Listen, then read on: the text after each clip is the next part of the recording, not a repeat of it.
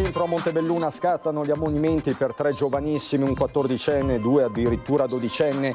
Per la prima volta nella Marca viene attivata la task force tra questura e ULSS 2. Scattano i corsi di rieducazione. Ferita al volto da un bicchiere torna al lavoro la cameriera dell'Osteria Trevisi che aveva tentato di calmare gli animi tra le giovani protagoniste della rissa di martedì. L'appello del titolare. Rientrato in Italia il pullman della Battistuzzi dopo l'ultimatum del titolare che aveva tenuto fermo il mezzo a Praga a causa di una scolaresca fuori controllo, l'imprenditore aveva minacciato di non riportarli indietro. Olimpiadi invernali, il capo dello Stato spettatore speciale al Super G di Cortina, l'abbraccio con Federica Brignone per l'oro dagli atleti e dai spettatori, Mattarella acclamato come una star. Una giornata da incorniciare per Cortina d'Ampezzo, dalla festa sulle piste allo spettacolare passaggio delle frecce tricolori salutato da migliaia di persone. Rifiuti abbandonati ma anche zone colpite da degrado e sporcizia, nel mirino alcune aree di Silea, la denuncia di un residente, situazione preoccupante. Attese 80.000 presenze alla tradizionale sfilata dei carri, punto culminante del Carnevale di Treviso, martedì la diretta su Antenna 3 a partire dalle 14.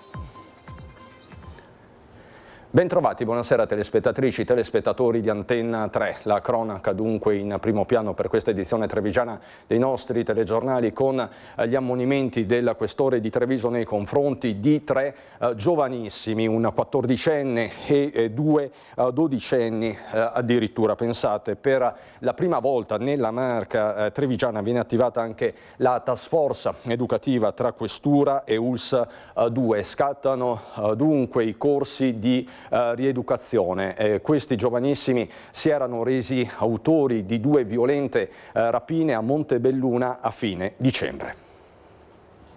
È la prima volta in cui 3 ragazzi, di cui 2 di 12 anni che per legge non sono punibili, dovranno seguire un percorso rieducativo, perché comunque magari certe volte basta poco per rovinarsi anche tutta l'esistenza per una sciocchezza fatta in giovane età. Si tratta di una prima assoluta non solo nella Marca trevigiana. Con gli ammonimenti emessi dal questore di Treviso Alessandra Simone nelle scorse ore scattano infatti anche dei percorsi di rieducazione. Protagonisti quei minori, un 14enne e 2 dodicenni che a fine dicembre si erano resi autori di 2 rapine in piazza D'Annunzio a Montebelluna. 4 nel complesso le vittime, tutti giovanissimi a cui erano stati sottratti con la minaccia di pericolose ripercussioni i soldi dal portafogli. I baby rapinatori avevano anche paventato il coinvolgimento di loro parenti adulti per eventuali ritorsioni. Uno scenario inquietante con i carabinieri che hanno presto identificato la banda, 2 ragazzi e una ragazza. Ora per loro si prospetta lo stretto monitoraggio di educatori e psicologi dell'ULSS 2 nell'ambito della task force educativa avviata con la questura.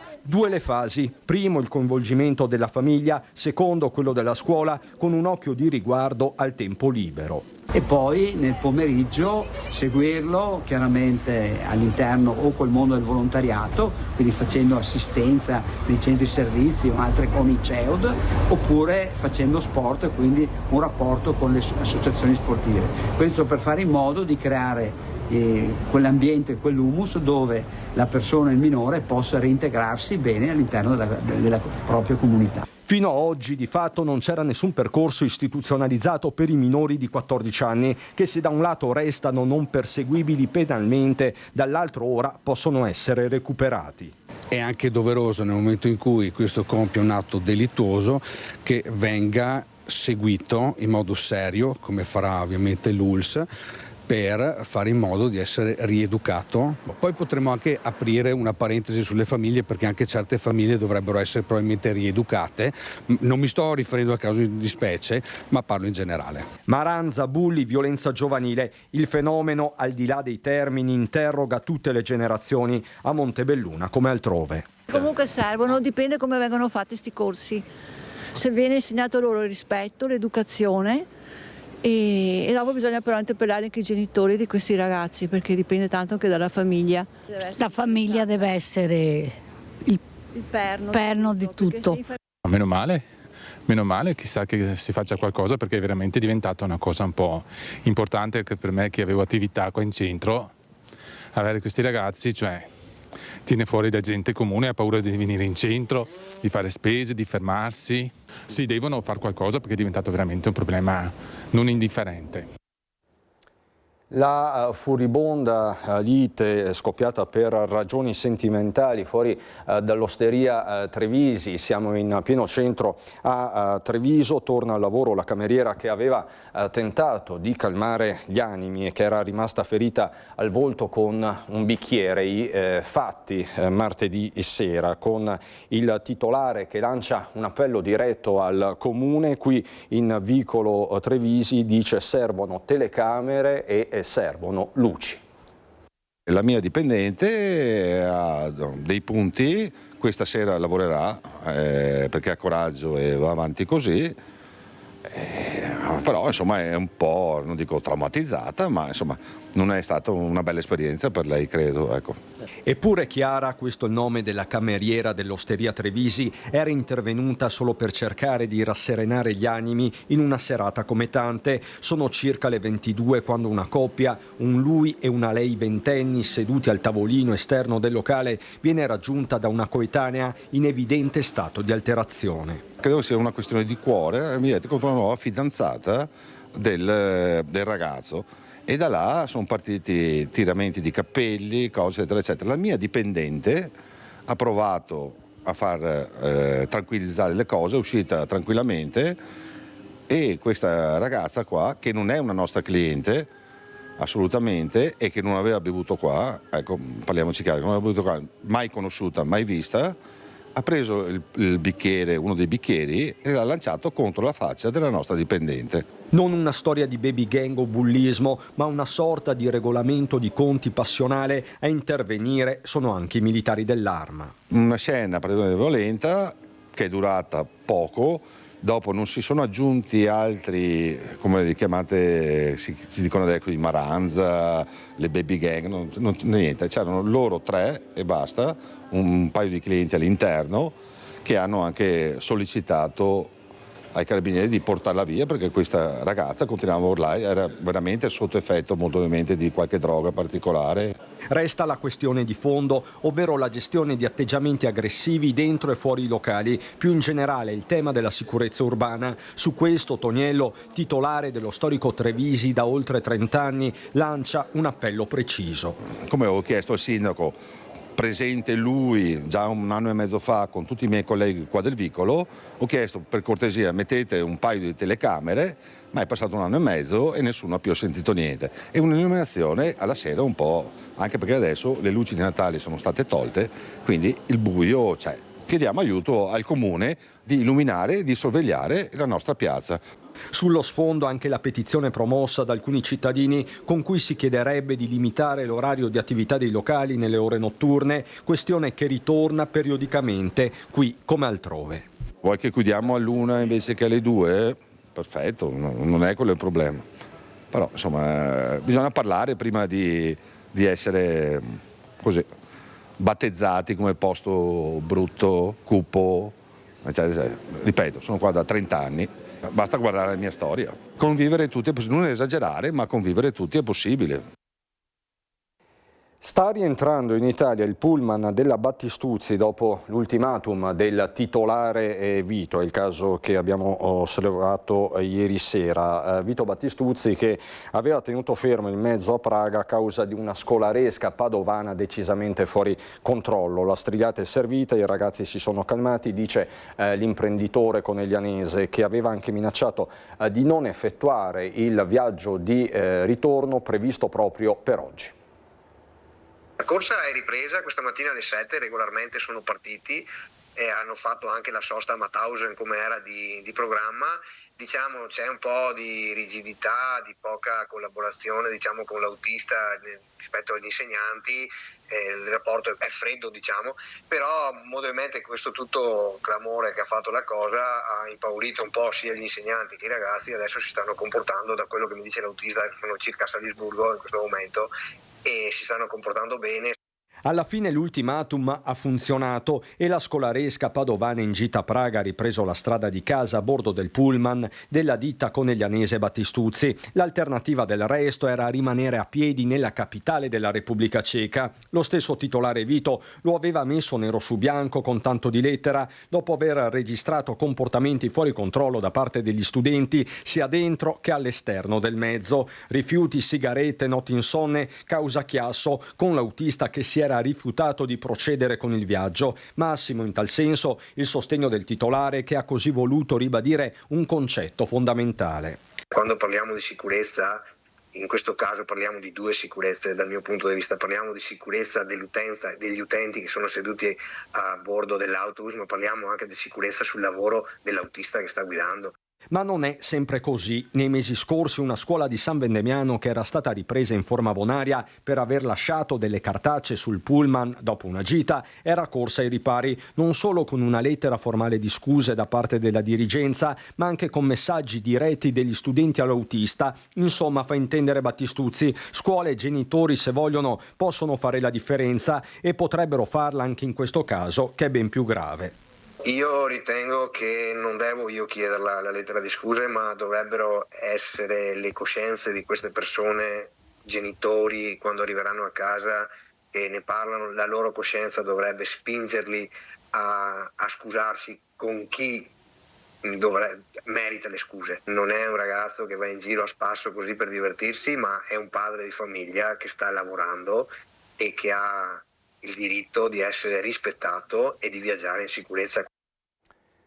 Ci sono due alert persona scomparsa. Il primo si tratta di una donna 44enne, martedì mattina si è allontanata dalla sua casa di Valdobbiadene, non è più rientrata. Sono scattate le ricerche per Lorenza Zambelli, alta circa 1,65 m, corporatura magra, capelli corti, castagni, occhi azzurri e carnagione chiara. Al momento dell'allontanamento indossava jeans neri, una giacca tipo pile grigio scuro, piumino nero, scarpe da ginnastica nere, a berretto di lana nero e borsa tipo jeans della Mandarina. Chiunque avvisti l'interessato possa riferire informazioni utili ai fini delle ricerche attualmente in corso è pregato di contattare il 112. Ricerche in corso anche per Advar Kabir, 54enne di Pieve di Soligo, che da ieri pomeriggio non dà più sue notizie. Lo vedete in foto, è alto circa 1,70 m, corporatura robusta, capelli radi, brizzolati e occhi marroni. Anche per lui vale lo stesso appello. Chi lo ha visto, chi ha informazioni può rivolgersi al 112. Voltiamo decisamente pagina, pronti per raccontarvi la giornata decisamente d'oro vissuta a Cortina d'Ampezzo che ha accolto il capo dello Stato Sergio Mattarella, che prima ha assistito alla gara di Super G che ha incoronato Federica Brignone, e poi appunto la visita, il pranzo con le atlete e gli atleti al villaggio olimpico. Terza tappa per il capo dello Stato a Casa Italia, una giornata indimenticabile, l'ha definita lo stesso Presidente della Repubblica, che ha richiamato i valori dello sport e della pace. Emozione anche per le frecce tricolore.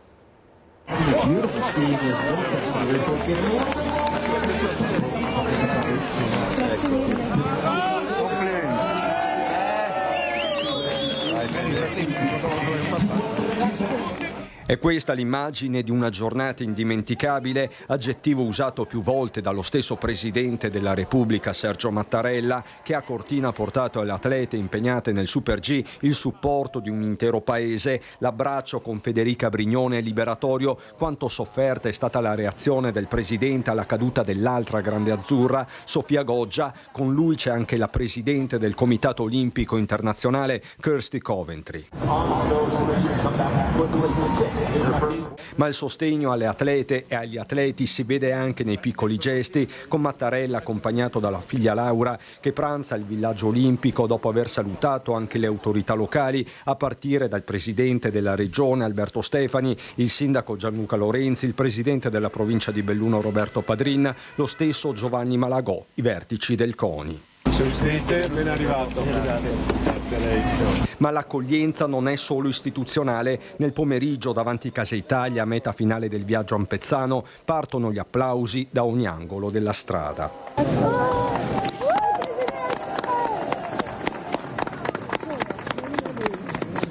Dentro Casa Italia Mattarella parla di gesta atletiche, di sport e valori. Complimenti a tutti gli altri atleti e le altre atlete che stanno realizzando in questo momento non soltanto una presenza italiana nei giochi, ma il segno dell'amicizia con tutti gli altri atleti e le altre atlete di ogni altro paese. E questo è il senso delle Olimpiadi, è il senso di Casa Italia, che si apre a tutti coloro che verranno per condividere le bellezze di questi luoghi, ma anche i valori della fraternità umana, della condivisione delle prospettive tra tutti i popoli attraverso lo sport. E nella giornata d'oro di Cortina in Corso Italia c'è anche il vescovo di Belluno Feltre per una riflessione che non è soltanto di fede. Sono davvero molto ammirato nella capacità, nella bravura di questi giovani. Ecco, mi colpisce proprio il fatto che questi giovani stanno dicendoci qualcosa anche a noi e stanno sprigionando qualcosa. C'è bisogno di farla venire fuori la vita in tutte le sue possibilità, potenzialità. Questo anche nel rilancio, nel pensiero del rilancio del futuro di questa provincia e di questi territori. Soprattutto questo, ma anche nel contesto più ampio, e come vediamo se una parte non funziona scombina il resto. Dobbiamo imparare a combinarci di più a livello anche così più internazionale, me lo auguro di cuore. Ed è proprio attraverso lo sport che il mondo guarda Cortina e all'ormai mitica Olimpia delle Tofane, la pista che domina la conca. Quando arrivano le frecce tricolore, la sensazione generale è che la giornata da indimenticabile sia destinata a diventare memorabile.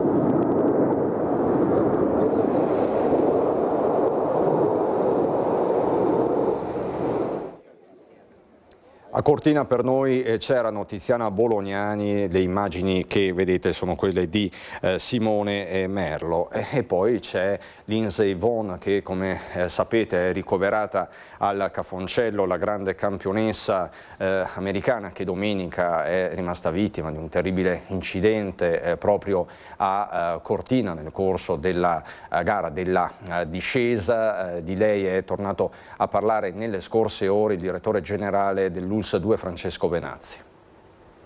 Noi la ringraziamo perché Cafoncello, l'ospedale di Cafoncello, i professionisti hanno avuto da parte sua e dei suoi familiari una nota di rilievo.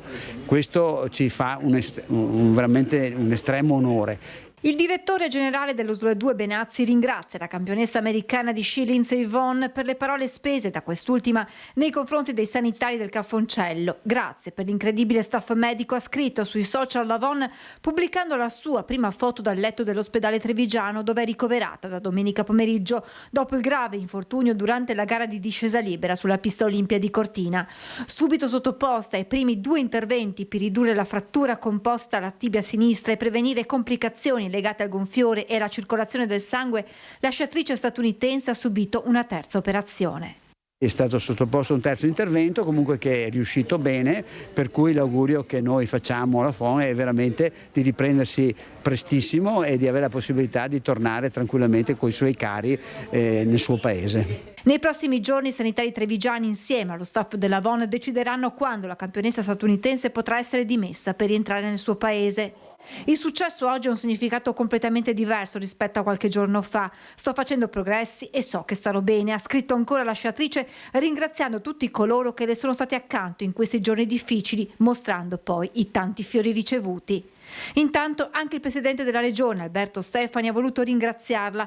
Oltre che una campionessa, Lindsey Vonn ha dato dimostrazione di grande sensibilità, rivolgendo i suoi complimenti pubblici allo staff medico e infermieristico dell'ospedale Cafoncello. Quello che hanno fatto per una famosa campionessa, ha aggiunto Stefani, lo fanno con la stessa professionalità e impegno con ogni paziente che prendono in carico, concetto ribadito anche dal direttore dell'USL 2 Benazzi.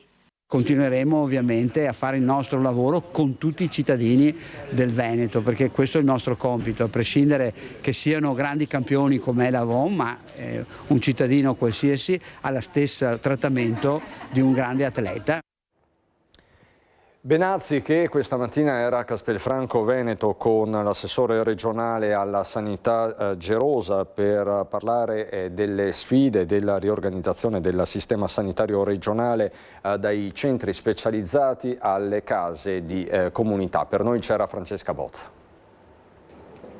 La sanità, non solo quella veneta italiana, ma in generale quella internazionale, sta vivendo un momento difficile. Le innovazioni tecnologiche con i relativi costi, i cambiamenti della struttura familiare e sociale, il progressivo invecchiamento della popolazione ci pongono di fronte nuove sfide alle quali bisogna rispondere, reingegnerizzando il sistema sanitario regionale.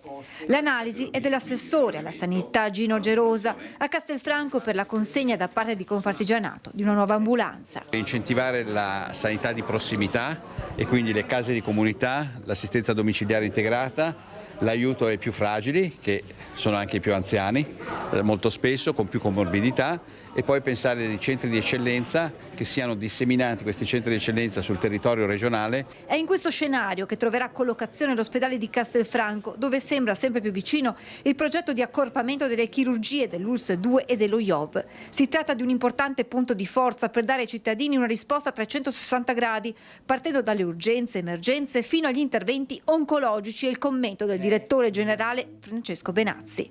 Ma ci sono altre sfide per la sanità veneta, come quella che riguarda la carenza di organico, soprattutto nei pronto soccorso, tema affrontato nelle ultime ore nella 5ª commissione regionale. Mi domando, possibile che dobbiamo porci il problema di come recuperare professionalità mediche e infermieristiche dall'estero se non siamo in grado di trattenere i medici e gli infermieri italiani che migrano all'estero? Siamo un sistema paese un po' strano, no? Perché invece di andare a recuperare professionalità all'esterno cerchiamo di trattenere i nostri medici e i nostri infermieri, fornendo e migliorando quella dignità sociale ed economica a cui facevo riferimento prima. Un'ultima considerazione del neoassessore riguarda la mozione depositata dal consigliere Riccardo Szumski sulla realizzazione di ambulatori per la gestione delle reazioni causate dal vaccino anti-Covid. Ci stiamo ragionando perché gli eventuali danni da vaccino Covid, scrivo eventuali danni da vaccino Covid, sono stati monitorati dal sistema sanitario regionale e chiaramente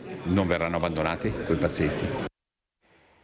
Dai temi della salute a quelli della pubblica amministrazione, con i piccoli comuni veneti, quelli sotto i 5.000 abitanti che si sono incontrati in provincia di Vicenza, a Grumolo della Badesse, per fare il punto su come affrontare le carenze di organico e sui vantaggi delle unioni e delle fusioni. Piccoli comuni, grandi sfide. Il futuro è a un passo dall'orizzonte politico, non c'è tempo da perdere. Servono idee chiare, visione, il coraggio di sperimentare nuovi modelli di collaborazione. Detto fatto, ecco i sindaci dei comuni veneti con meno di 5.000 abitanti che si ritrovano a Villa Godi Piovene di Grumolo della Badesse. Qui c'è profumo di storia, ma il domani è già arrivato. Affrontiamo il tema delle fusioni, delle aggregazioni o delle aree vaste con anticipo, cercando di anticipare il cambiamento per gestirlo nel migliore dei modi e per riuscire a garantire ai nostri cittadini la qualità dei servizi. La Regione Veneto, come sapete, sostiene forme di collaborazione tra comuni, soprattutto attraverso il piano di riordino territoriale, dove prevede delle forme e le sostiene di aggregazione. L'assessore regionale agli enti locali Marco Zecchinato interviene con questo videomessaggio al convegno del progetto Piccoli, promosso da ANCI Veneto. Il comune non è una ditta che deve fare fatturato, è un ente che deve distribuire servizi migliori possibili ai nostri cittadini, cercando di migliorare per quanto poco la vita dei nostri cittadini. Ma serve un metodo ben chiaro che permetta di mantenere l'identità dei comuni. Quindi mantenere insomma i campanili in qualche modo. Ma non i campanilismi, come ben prima ha detto appunto il presidente ANCI Veneto Mario Conte. Non c'è la possibilità da soli di poter affrontare questa economia, l'economia delle nostre piccole realtà. Sfida attualissima quella delle fusioni tra comuni. L'ultima è stata tra Nanto e Castignero. La prossima potrebbe riguardare Grisignano di Zocco e chissà, vero sindaco? È nei nostri pensieri, diciamo così. Andiamo ora a Silea, rifiuti abbandonati sul territorio comunale, c'è la denuncia di un cittadino. È una situazione molto preoccupante perché ormai da tempo Silea è invaso dalla spazzatura gettata in ogni parte di Silea, insomma. Una giornata qualunque in via Alzaia sul Sile, a 2 passi dalla sala multicinema a Silea. Il degrado è all'ordine del giorno, racconta questo cittadino che monitora la situazione costantemente. Purtroppo, racconta, questi non sono episodi isolati e le telecamere in questa zona sembrano non esserci. Non so se ci siano e neanche non mi interessa saperlo perché se c'è la fototrappola non si deve dire. Però questa non è la prima volta. Subito avvisata, Contarina si è dimostrata comunque molto collaborativa. Sì, ho già avvisato Contarina, è stata gentilissima quella che ha ricevuto la mia telefonata. Siamo stati 10 minuti al telefono, ho voluto sapere di tutto, molto bravi. Ma la sporcizia e gli abbandoni non finiscono qui. Il signor Tamai ci accompagna in zona industriale, in un parcheggio dove viene fatta la festa del 1° maggio, a pochi metri da Roadhouse, e qui le immagini parlano da sole. Addirittura una persona vive in una tenda appena dietro le cabine tecniche. In questo parcheggio c'è comunque una telecamera, ma è tutto da vedere se funzioni o meno. C'è una telecamera effettivamente, però non so come mai non riescono a riprendere queste cose, insomma. Purtroppo ho visto che la zona è diventata una cosa indescrivibile, insomma. Pronti a raccontarvi del carnevale a Treviso, di un'iniziativa a zero branco per la musica di Angela e riportarvi a Cortina perché i nodi sono tantissimi. Lo faremo subito dopo la pubblicità, fra poco.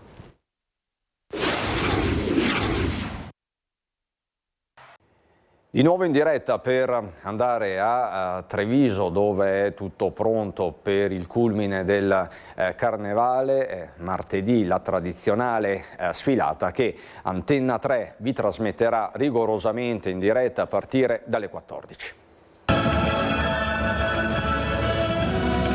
Un weekend lungo di spettacoli in centro storico prima della grande sfilata del Martedì Grasso che coinvolgerà 20 tra carri e gruppi mascherati, una macchina organizzativa che attende 80.000 persone la cui priorità è il divertimento in sicurezza.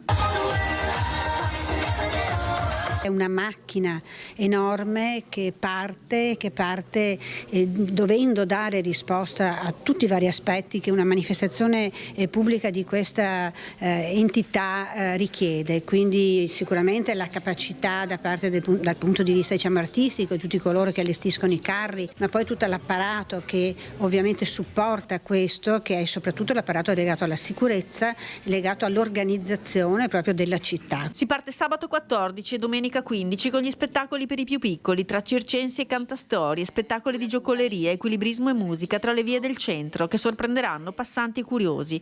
Poi la grande sfilata alle 14 da Piazza Duomo che arriverà in Piazzale Burchiellati. Dopo un percorso di 1,5 chilometri, mentre dietro le quinte l'organizzazione di Carnevali di Marca sorveglierà sul regolare svolgimento. Abbiamo più di 150 volontari sul percorso per la sicurezza, abbiamo più di 50 personale invece professionale per la sicurezza, abbiamo anche un presidio medico importante fatto di ambulanze, squadre a piedi e anche un PMA di emergenza in Piazza Matteotti. Dunque noi facciamo un invito spassionato, venite Martedì Grasso, non ci saranno assolutamente problemi di sicurezza e sarà una giornata veramente eccezionale. L'invito è anche quello di venire a piedi, in bici, in bus o in treno perché la viabilità sarà modificata, così come la possibilità di parcheggiare intorno al percorso. Tra le curiosità da segnalare che nel gruppo dell'associazione culturale Je Soy Dominicano Aki Yaja, molto ben integrata nel tessuto trevigiano, sfileranno anche l'ambasciatore dominicano in Italia Rafael Lantiga Siriaco e il console dominicano a Milano Miguel Ángel Vázquez Peña. E questo anno portiamo un po' di storia della Repubblica Dominicana. La Repubblica Dominicana solitamente è conosciuta per le spiagge, la musica, ma noi porteremo anche le radici nostra taina, quindi porteremo un omaggio a questa proprio la base della Repubblica Dominicana. Quisqueya si chiama, che è in onore appunto a questa radice che appartiene anche a noi tutto il continente nostro, ma anche a noi come Quisqueyano, come domenicani. E per tutti quelli che non potranno esserci, la nostra emittente Antenna 3, confermata media partner, trasmetterà in diretta tutto l'evento a partire dalle 14. Sto realizzando il sogno di tutti i trevigiani, lanciare i coriandoli a Lucio Zanato. Eccolo qua. Allora, e a tutti voi che siete a casa, ve ne siete risparmiati stavolta. Anche Antenna 3 quest'anno e in questa occasione ci sarà vicino, darà la possibilità a tutti coloro che per vari motivi non potranno essere presenti di parteciparvi, e quindi veramente una partecipazione corale. Soprattutto per dare la chance a chi è a casa, sta poco bene, alle case di riposo per esempio, di vedere assieme questa festa che merita di non essere persa. Musica e solidarietà, grande appuntamento a Zero Branco domani sera all'Auditorium Commisso, quindi domani sera venerdì 13 febbraio a partire dalle ore 20:45. In un concerto che si preannuncia suggestivo e raffinato si incontreranno la poesia di Leonardo Sciascia e la musica di Lorenzo Cittadini. Cittadini e la sua band presenteranno per la prima volta il nuovo progetto in una serata tutta dedicata all'Associazione La Musica di Angela, realtà che si occupa da tempo di musicoterapia per i più fragili. L'evento è patrocinato da Regione del Veneto e Comune di Zero Branco. Tutte le informazioni anche sui canali social della musica di Angela. E noi adesso andiamo a Belluno.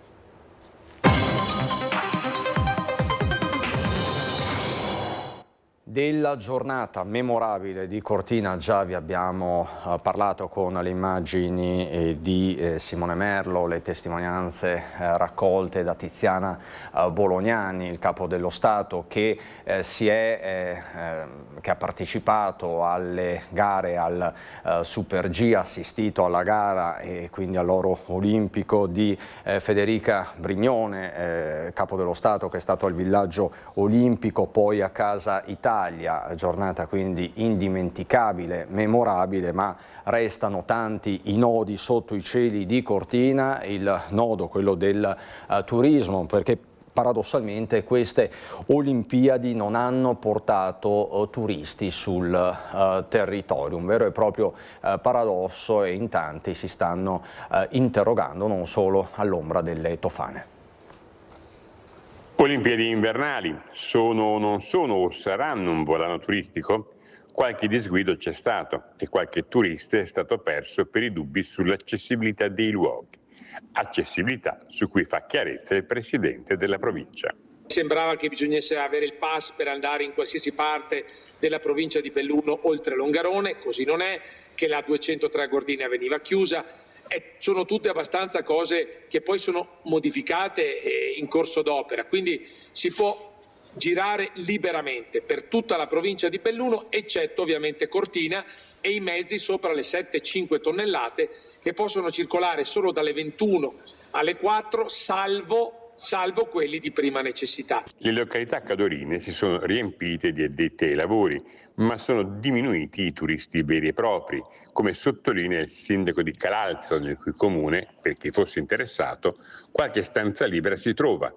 Si è in presenza comunque di un fatto straordinario come l'evento olimpico e c'è fiducia nel dopo. La speranza di noi, specialmente noi paesi cadorini, è proprio questa, che questa sia un volano per i prossimi anni. Sicuramente non ci si poteva aspettare che questi 2 o 3 settimane di gara potessero fare la differenza per il turismo, per la nostra economia. La nostra speranza è appunto quello che gli investimenti che sono stati fatti, che si pensa a 5 miliardi di investimento su strutture che poi rimarranno sul territorio per l'87%, che questo grosso investimento sia proprio il volano per permetterci di affrontare un po' il futuro con un maggior spirito anche di iniziativa da parte dei privati, nel senso che qui si spera che ci sarà un aumento del turismo nei prossimi anni che ci permetta insomma di vedere il futuro con un po' di